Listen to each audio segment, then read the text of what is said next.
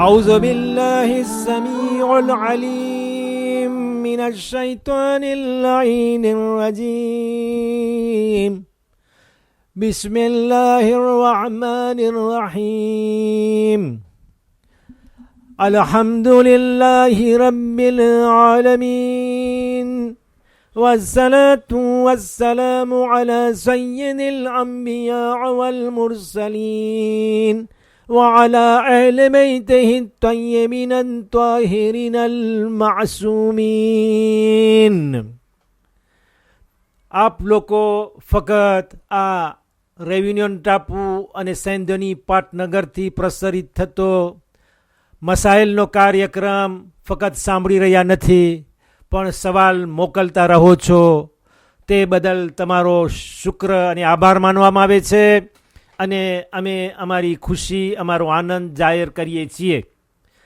આ કાર્યક્રમ શરૂ કરવા અગાઉ આપ સર્વે ખોજા ટીવી રેડિયો અને એરવેસના માન્ય શ્રોતાજનો, આપ સર્વે લોકોને કહીએ છીએ અસ્સલામુ અલૈકુમ વરહમતુલ્લાહી વબરકાતુહુ.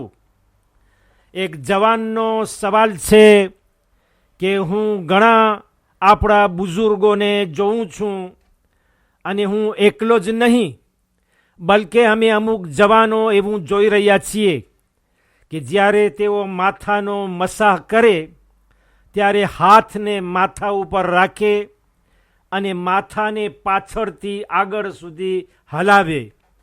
યાને મસાહ માટે હાથ માથા ઉપર ફેરવે નહીં, પરંતુ માથાને હાથની હથેળી ઉપર ફેરવે અને એ જ પ્રમાણે બંને પગના મસાહ કરે. પગને ઊંચો કરી પગને હલાવે અને હાથની ભીની હથેળીના ભાગમાં ફેરવે. અમે તે બુઝુર્ગોને માનથી, આસ્થેથી અને એહતરામથી એકાંતમાં સમજાવ્યા. પણ તમને ખબર છે ને, તમે મુલ્લા સાહેબ અમારા બુઝુર્ગ છો, અમારા માવિત્ર છો, અમારા પ્રોફેસર છો, પણ જેમ ઉંમર વધતી જાય એમ જિદ્દીપણું પણ વધતું જાય, તેઓ વધારે માથાભારી થતા જાય. તમે અમને માફ કરશો, અમે તમારા દીકરાઓ સમાન છીએ. અમે આ રેડિયોનો માર્ગ લીધો છે, તમે બરાબર ભાર દઈને સમજાવશો.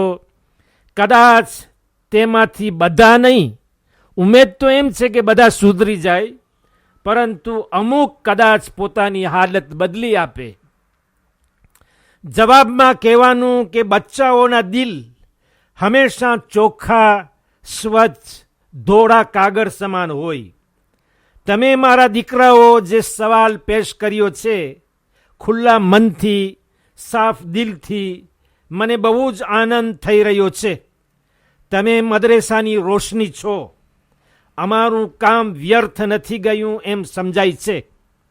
હંમેશા બુઝુર્ગોની, મોટી ઉંમરના લોકોની, પોતાથી ઉંમરમાં જે મોટા હોય તેમની ઇજ્જત કરવી, માન એહતરામ રાખવો, પોતાથી જે નાના હોય તેમને પણ તુચકારવા નહીં, મીઠા, સારા અને માનભર્યા શબ્દોથી પેશ આવવું, તે સાચી ઇન્સાનિયત અને ઇસ્લામનો સબક છે. અમ્ર બિલ મારૂફ ભલે વાજિબ અને જરૂર હોય, પણ મોમિનની ઇજ્જત બચાવવી અને રાખવી એ કાબાની ઇજ્જત બરાબર છે. તો યાદ રાખજો કે અમ્ર બિલ મારૂફ છોડી આપવું બહેતર છે કે મોમિનને બેઇજ્જત કરવા કરતા. તમારી વાત સાચી છે કે વર્ષોથી આપણે જે કંઈ કરતા હોય તે આપણી આદતો, આપણી એક ફિતરત બની જાય અને આપણે પોતે ન સમજીએ કે આદત છે, કે આ મારો સ્વભાવ, મારી નાટ્યુર છે. l'habitude est une seconde nature.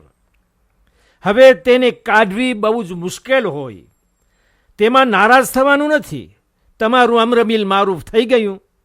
પહેલાં તે સમજ્યા વગર ખોટું કરતો હતો અને હવે સમજીને ખોટું કરે છે. કદાચ પહેલાંના અમલને અલ્લાહ માફ કરી આપે, પણ હવે કેમ થશે? શું હવે માફ થઈ શકશે?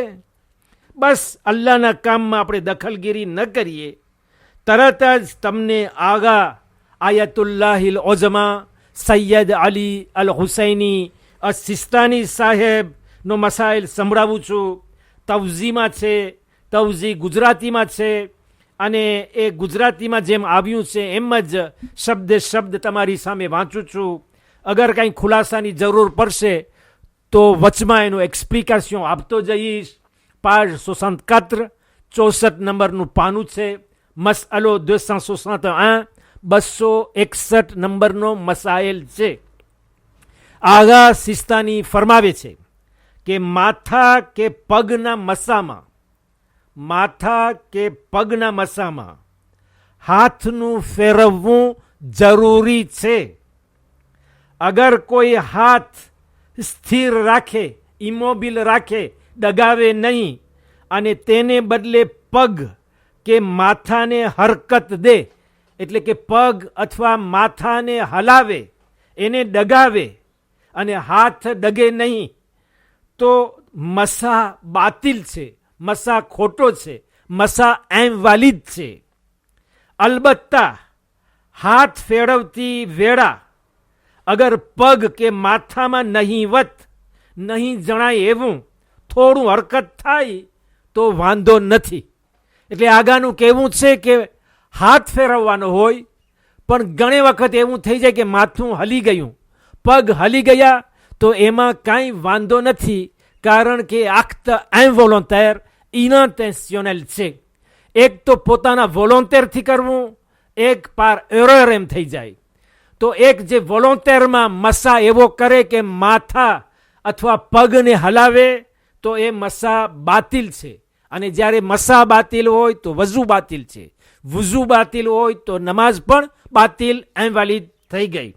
તો આમાં બરાબર ખ્યાલ રાખવો કે હાથને માથા ઉપર સરખો ફેરવવો, પગમાં, પગ ઉપર પણ જમણો પગ અને પછી ડાબો પગ, એના ઉપર પણ હાથને ફેરવવો.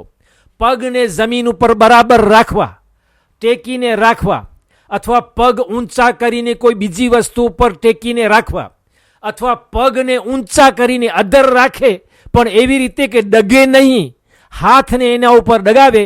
એમ પણ થઈ શકે છે કદાચ કોઈ આલિમને, મૌલવીઓને તમે એમ જુઓ કે એમ કરી રહ્યા છે કે પગને ઉઠાવે છે અને હાથને ફેરવે છે, તો એમ ન સમજજો કે પગ હાલે છે. નહીં, પગ તો અધર છે, સીધો છે, ઇમોબિલ છે, ભલે હવામાં ઊભો હોય પણ એનો હાથ તેના ઉપર ફરી રહ્યો છે. એ બરાબર સમજવાનું છે. બસ મને લાગે છે કે તમને સંતોષ મળી ગયો હશે, અને તમારો સંતોષ અને તમારી ખુશી એ અમારો સંતોષ અને ખુશી છે. સવાલ મોકલતા અચકાતા નહીં. અગર અમારા પાસે જવાબ હશે તો તરત જ તમને આપશું, નહીં હોય તો એના જવાબ મેળવવા માટે કોશિશ કરશું. આવતો પ્રોગ્રામ આવે ત્યાં સુધી તમને કહીએ છીએ ખુદા હાફિઝ અને વાલૈકુમ સલામ વરહમતુલ્લાહી વબરકાતુહુ. અલ્લાહુમ્મા સલ્લી અલા મુહમ્મદિન व आलि मुहम्मद व अज्जिल फरजहुम.